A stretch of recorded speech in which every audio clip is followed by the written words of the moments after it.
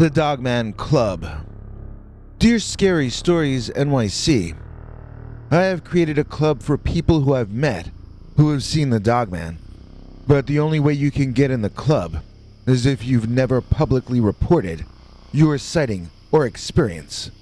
What bonds us together as friends is our guilt at not being honest about what we saw. Some of us might have prevented the Dogman doing terrible things if we had sent out an alarm, but we each have our own cowardly reason for not having done the right thing, and that guilt bonds us tighter than super glue to each other. We are all admittedly weak people who would like to find a way together to become a positive force for change and acceptance that Dogman is a real thing in the real world. I'd like to share with you a short story about the Dogman that I wrote when I was a teenager. There's a point to this, which I'll explain afterward, but let me tell you the story first. It's called The Poodle I Saved from Dogman, and I was 17 years old when I wrote this here masterpiece. Fasten your seatbelts. I wasn't the best writer in those days. The Poodle I Saved from the Dogman, by me, age 17. I can't believe what I saw last night. It was like something out of a horror movie. I was walking home from my friend's house around midnight when I saw it.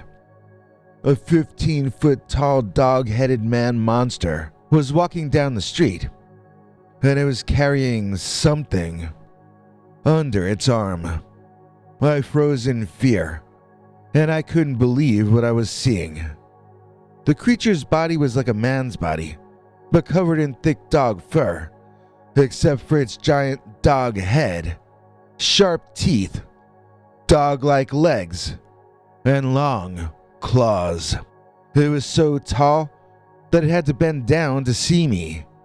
I don't know how I managed to muster up the courage, but I stared at it with wide eyes, and then I slowly backed away. But the creature didn't seem to care about me, so I continued backing away until I turned around and ran back to my house. I locked the door and double-checked it before finally calming down enough to convince myself that it was just my mind playing tricks on me. But then the next day, we heard that our neighbor's poodle was missing. I couldn't shake the feeling that it had something to do with that monster that I had seen the previous night. I tried to brush it off and focus on my day, but I couldn't shake off the fear. When I arrived home from school that evening, my neighbor was outside with flyers of the missing dog. I approached her and asked if I could help in any way. She was grateful and handed me a stack of flyers to distribute around the neighborhood. As I walked around, I couldn't stop thinking about that creature that I had seen the previous night. Was it the one responsible for taking the poodle? The thought terrified me, and I wished I had never seen it. It was heartbreaking to see how saddened my neighbor was. But then the next night, I saw the monster again, and once again I saw it holding the missing poodle under its hairy arm. It seemed to be walking toward a seemingly abandoned house that I had never noticed before. I knew I had to do something. I couldn't let that monster get away with stealing someone's pet. I approached the house, and I heard a faint yelping.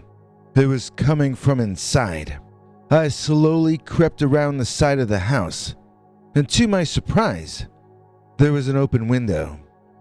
I peeked inside and saw the monster in a room with the poodle. I was so close that I could see the tiny dog shivering in fear. I knew I had to act fast. I went around to the front of the house, and I kicked down the door, startling the monster in the process. It turned toward me, and I could see the rage and anger in its eyes. It was ready to attack. I didn't hesitate, and I ran toward it. We collided, and I was knocked to the ground. It was trying to bite and claw at me, but I fought back with all my might. It was a tough and intense fight that seemed to last forever.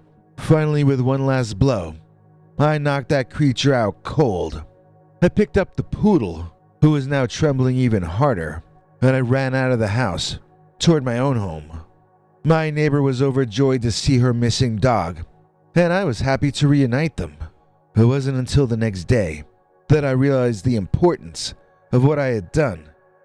I had put myself in danger, but I saved someone's pet from being lost forever. That monster could have hurt someone if it hadn't been stopped. From that day on, I made a vow to always help when I can, even if it means putting myself in harm's way.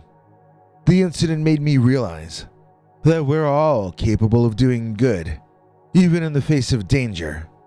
And who knows, maybe one day, I'll be able to help someone else in need. Nice story, right? The only problem is, the entire thing is a lie. Well, not the beginning. It starts off true. And the part about seeing the monster holding something under its arm, that was true too. It was something about the size of the poodle that lived next door. But I couldn't see it clearly in the dark.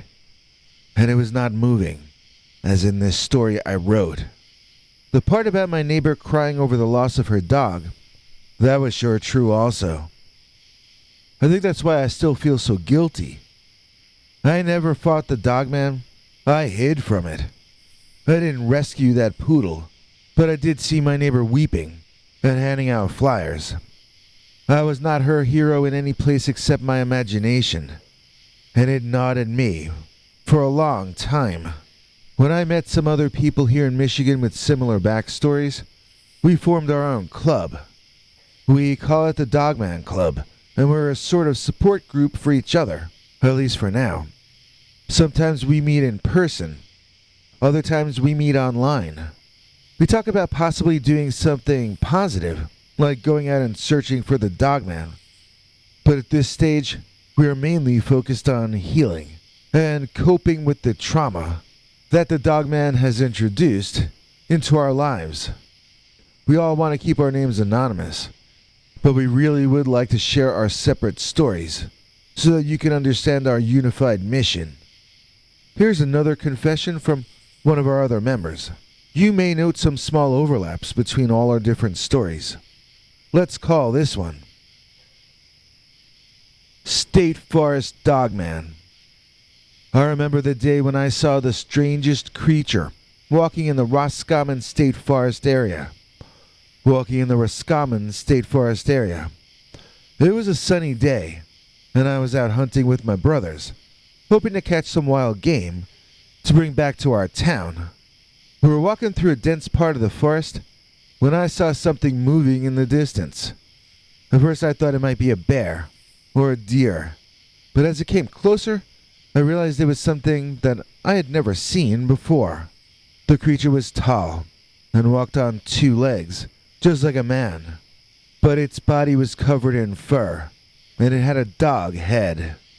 I couldn't believe my eyes as I watched it move effortlessly through the forest, not caring about our presence at all. It was like it owned those woods and was not afraid of any human being. I was intrigued and frightened at the same time. I had never seen anything like this before, and I didn't know what to make of it. I knew I had to tell my elders about what I'd seen, but I was hesitant because I knew they might think I was making up stories. When I returned to the res, I sought out my grandfather, who was a wise man and knew much about the natural world. I told him what I had seen, and I waited for his response. To my surprise, he did not dismiss my story or call me a liar. Instead, he listened carefully, and then he told me to sit down. And then he began to tell me a story about a creature that lived in the forest many years ago. The creature was known as Coyote, a spirit of the forest and a protector of secrets. It was said that Coyote would sometimes take the form of a dog-headed man and would walk through the forest, observing and protecting the land. My grandfather told me that it was possible that I had seen Coyote, and if so, that it was a good omen. Coyote was a powerful spirit, and seeing him meant that it was watching over me and my family. He also told me not to be afraid of the creature and to show it respect if I ever see it again. I was relieved to hear my grandfather's words, and it made me feel better about what I had experienced. I also began to understand that our people had a deep connection to the natural world, and believed in spirits that protect and watch over us. As the years passed, I never saw that dog-headed man again, but I did hear stories from other people on the res who had seen it, and they were all of the opinion that it was a sign of protection and good luck. Each time I hear these stories, I am reminded of my encounter and the wisdom of my grandfather. Now, as an elder in my own right, I tell this story to others, hoping that it will bring them a sense of understanding and a connection to the land. I also tell it so that they will understand that our people had a strong belief in the natural world and the spirits that dwell within it. It is our responsibility to protect and respect the land, and in doing so, we will be shown great respect in return. I hope that this story will be passed down from generation to generation, reminding all of us of the wisdom, strength, and power of the natural world. The car crash that saved my life. I remember waking up in a daze, the car completely wrecked, and the sounds of metal creaking and tires spinning in the air. Panic set in as I realized I couldn't move, and my vision seemed to be going dark around the edges. That's when I saw the beast, a huge, hairy, humanoid creature with a canine head.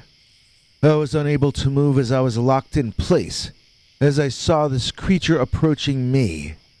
The way the vehicle was wrecked, I was firmly locked in where I was. The dogman easily bent metal and whatever else to free me, and then it gently scooped me up in its massive arms, cradling me as it ran toward what seemed like an endless forest. I could only imagine the worst, that he was going to bring me to his lair and eat me. As unconsciousness overtook me, I remembered that there can be such things that are even worse than death. I remember bouncing up and down somewhat uncomfortably, having all sorts of dreams and hallucinations about what was jostling me around. Only some of them involved the big bad wolf, carrying me high speed through a forest, heading toward an unknown destination. I blacked out once more, only to wake up in a strange hospital room, with unfamiliar faces surrounding me. Then it hit me. The dogman had saved my life. Tears welled up in my eyes as I thought of how grateful I was to be alive, and to this creature that had once terrified me, but had turned out to be my savior. As the days went by and I healed from my injuries, I couldn't stop thinking about the creature that had carried me to safety. I wanted to thank it, to tell it how much its actions had meant to me. I also felt guilty for assuming that it wanted to eat me, or worse. I wish I could make it up to the beast somehow, but it seemed that the dogman had disappeared back into the forest, like some kind of mythical creature. Though others might not believe my story, I know the truth. I've been rescued by a beast that was as gentle as it was fierce, and it had shown me that sometimes things aren't always as they seem. When I was with him, I wanted to get away. Now that I know his noble nature, though, I wish I could meet him again, with me getting to do the favor for him the second time. This is why I joined the Dogman Club, to be a member who can see the Dogman side of things, to be a member who isn't so afraid of him as the others. I also want to prevent the others from treating him like he's a monster. Some of them are traumatized by what they've seen, and they can sometimes forget that the Dogman is a living thing too, with feelings and emotions, the same as you and me.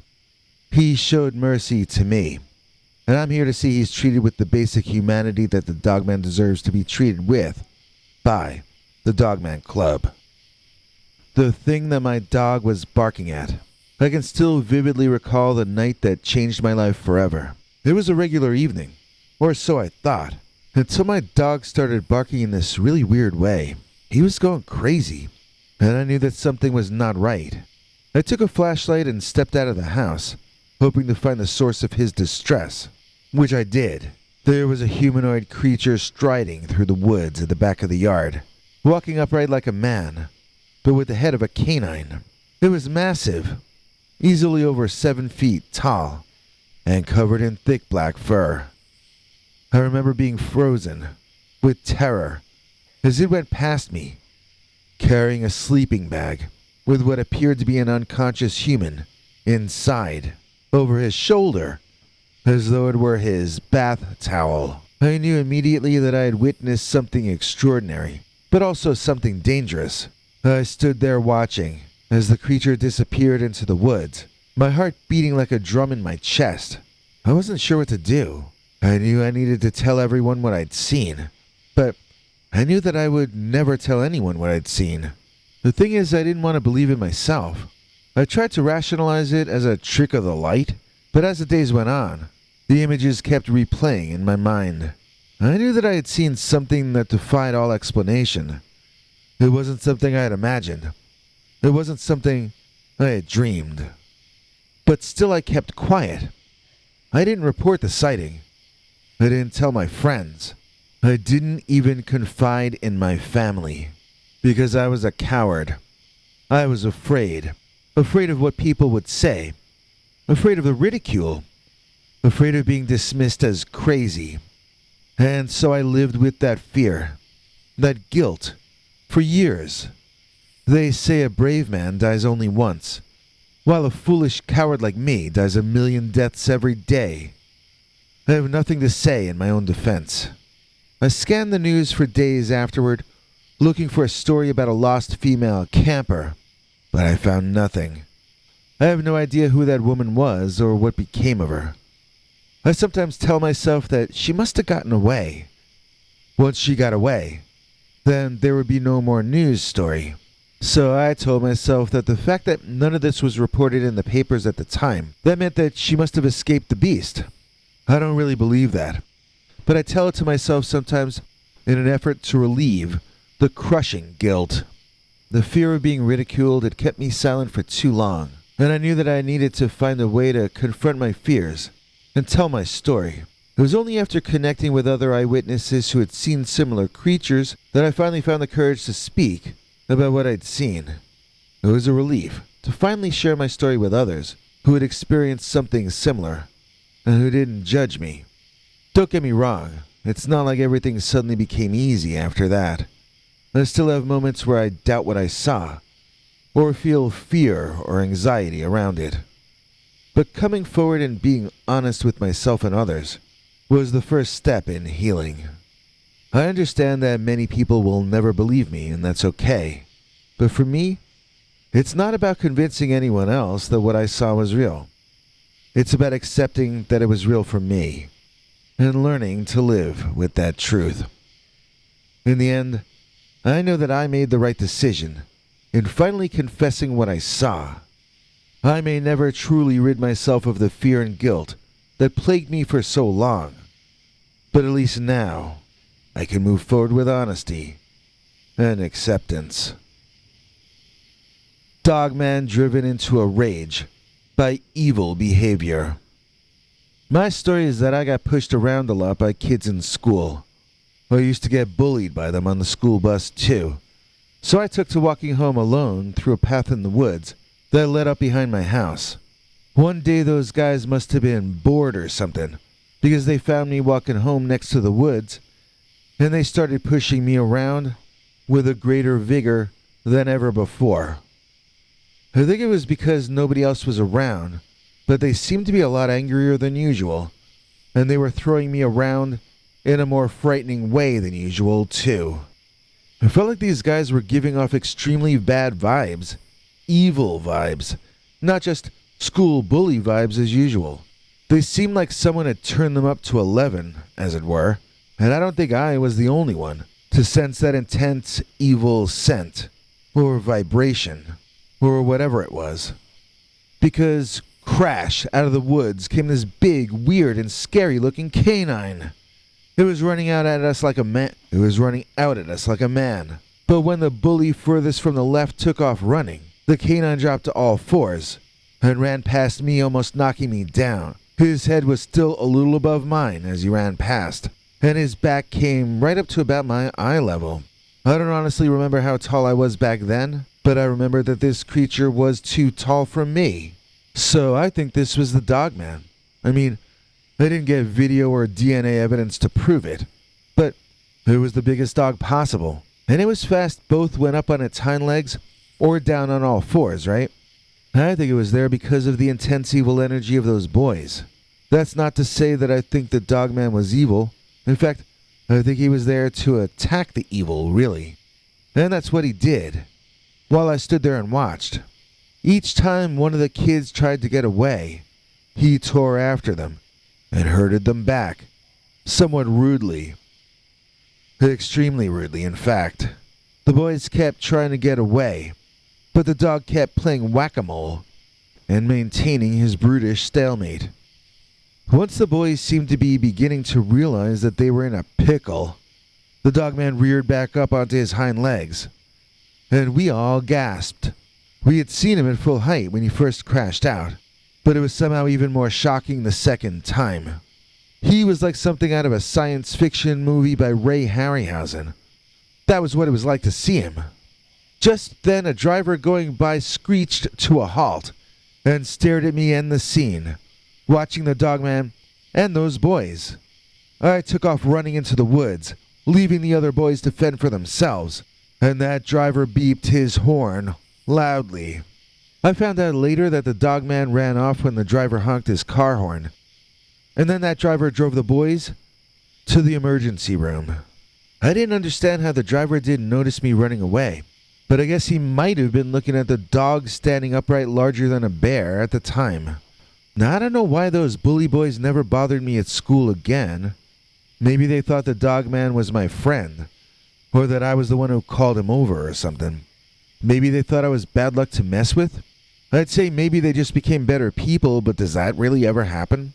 When I saw them back at school, I actually tried to approach them and apologize for running away. I felt bad about what happened. They would always just leave when I would come near, though. They avoided me completely, and I couldn't read the expressions on their faces.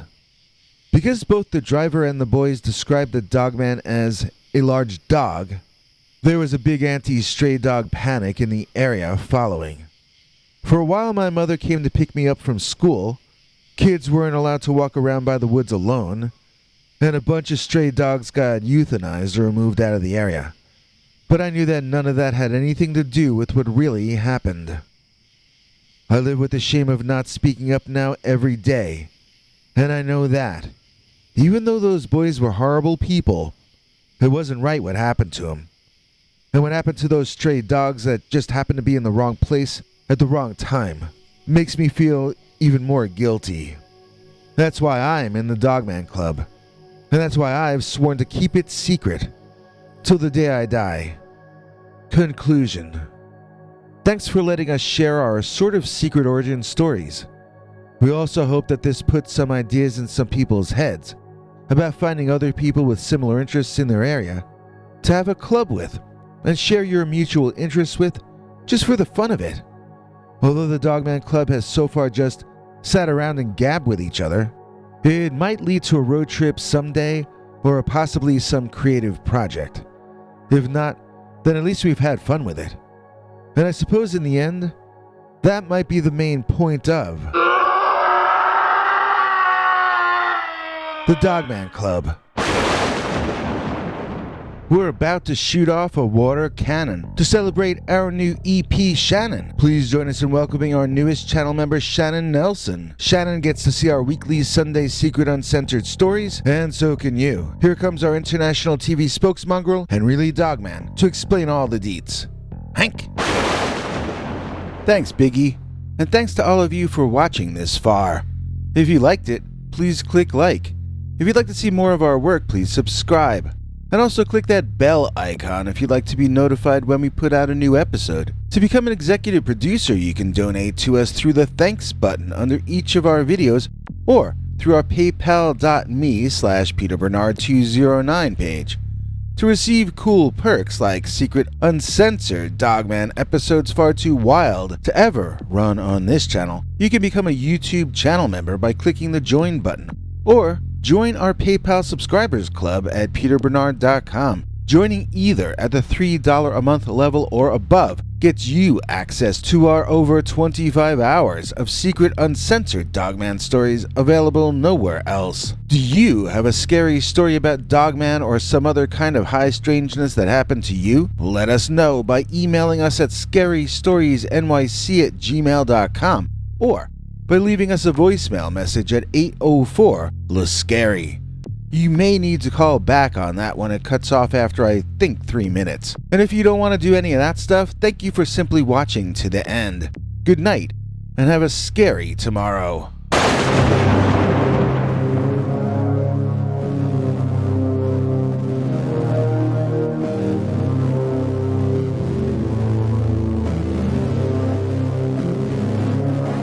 Come back for more scary stories.